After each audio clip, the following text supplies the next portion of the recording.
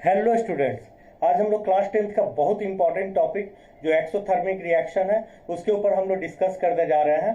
तो चलिए बिना टाइम को कंज्यूम किए हुए वीडियो को स्टार्ट करते हैं। तो एक्सोथर्मिक रिएक्शन को समझने के पहले हम लोग ये समझते हैं कि एक जनरली एक कॉमन ऑब्जर्वेशन है कि जब फ्यूल वगैरह को जब बर्न कराया जाता है तो वहां पे हीट एनर्जी रिलीज होता है, जबकि आइस को जब मेल्ट करते हैं तो वहां पे हीट एनर्जी एक्चुअल में एब्जॉर्ब होता है और ये एक्चुअल में आपको कूलिंग इफेक्ट देता है।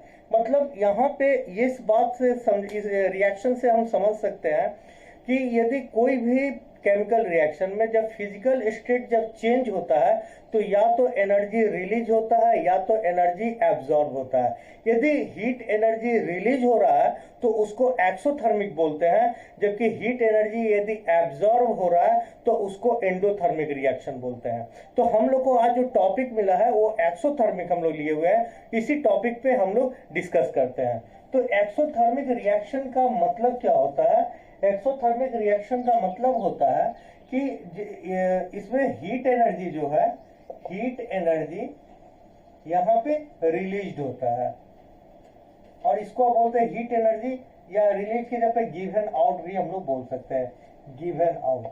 अब जब ये केमिकल रिएक्शन में जब हीट एनर्जी जब रिलीज होता है या गिवन आउट होता है उसको एक्सोथर्मिक रिएक्शन बोलते हैं। यहाँ पे एक्सो, यहाँ दो वर्ड है, एक्सो प्लस थर्म, एक्सो प्लस थर्म। एक्सो एक्चुअल में ग्रीक वर्ड है, थर्म भी एक ग्रीक वर्ड है। एक्सो का मतलब यहाँ पे होता है आउट और थर्म का मतलब होता है यहाँ पे हीट, यानी हीट का बाहर निकलना ही, हीट का रिलीज होना ही यहाँ पे एक्सोथर्मिक रिएक्शन है।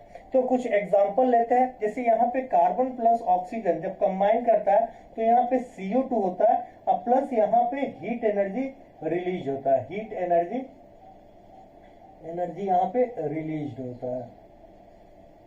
इन द सेम मैनर यदि N2 प्लस 3H2 की बात करूं, यानी नाइट्रोजन हाइड्रोजन के साथ कंबाइन करता है तो ये अमोनिया गैस क्रिएट करता है, लेकिन इसके साथ भी हीट एनर्जी यहाँ पे रिलीज होगा। जैसे मान लीजिए आप यहाँ पे H2 प्लस हाफ O2 लेते हैं तो ये भी आपस में रिएक्ट करके H2O बनाता है और फाइनली यहाँ पे हीट एनर्जी रिलीज होता है। मतलब इसको आप ऐसे बोल सकते हो, जिस भी रिएक्शन में आपको हीट एनर्जी रिलीज होता है तो उसी को हम लोग बोलते हैं यहाँ पे एक्सोथर्मिक रिएक्शन। तो यहाँ पे ये तो समझ में आ गया कि एक्सोथर्मिक रिएक्शन में हीट एनर्जी रिलीज होता है या गिवन आउट होता है, लेकिन यहाँ पे एक क्वेश्चन अराइज होता है कि यहाँ पे जैसे मान लीजिए हम एक छोटा सा एग्जांपल लेते हैं, H2 और O2 की बात करते हैं। जैसे मान लीजिए यहाँ पे H2 प्लस यहाँ पे O2 की बात करते हैं, ये कंबाइन करके 2H2O बनता है और प्लस साथ में यहाँ पे हीट एनर्जी भी रिलीज होता है। हीट एनर्जी मान लीजिए यहाँ पे रिलीज हो रहा है, तो यहाँ पे बैलेंस भी हो गया। अब यहाँ पे ये बात को समझना, अब यहाँ पे H2 है और यहाँ पे O2 है। अब H2 जो है ये एक्चुअल में ये मॉलिक्यूल है, क्योंकि H2 is a combination of two atom, hydrogen plus hydrogen, दो एटम के कॉम्बिनेशन यहाँ H2 बना है, दोनों हाइड्रोजन एटम है। ये ऑक्सीजन की बात करूं तो ऑक्सीजन भी जो है O2 जो है यहाँ पे मॉलिक्यूल है, ये O प्लस O से मिलके बना हुआ है। तो अब यहाँ पे जब एटम प्लस एटम आपस में कंबाइन करता है तो मॉलिक्यूल बनता है, जबकि हम ये जानते हैं कि एटम जो है स्टेबल फॉर्म नहीं है, ये जनरली ये कंबाइन करता है, ये तो समझ में आता है। लेकिन मॉलिक्यूल जो है H2 या O2 की बात करें तो ये तो स्टेबल फॉर्म है, तो फिर ये रिएक्शन में टेक पार्ट क्यों करेगा? चाहे N2 प्लस H2 हो, चाहे C प्लस O2 हो, चाहे H2 प्लस हाफ O2 हो, ये केमिकल रिएक्शन में टेक पार्ट क्यों करेगा? जबकि ये तो मॉलिक्यूल के फॉर्म में है। तो इसका मतलब ये हुआ कि आपको यहाँ पे क्या होता है, H2 के बीच की बात करें तो H2 और H और H के बीच में एक बॉन्ड है, या O2 की बात करें तो O और O के बीच में भी डबल बॉन्ड है।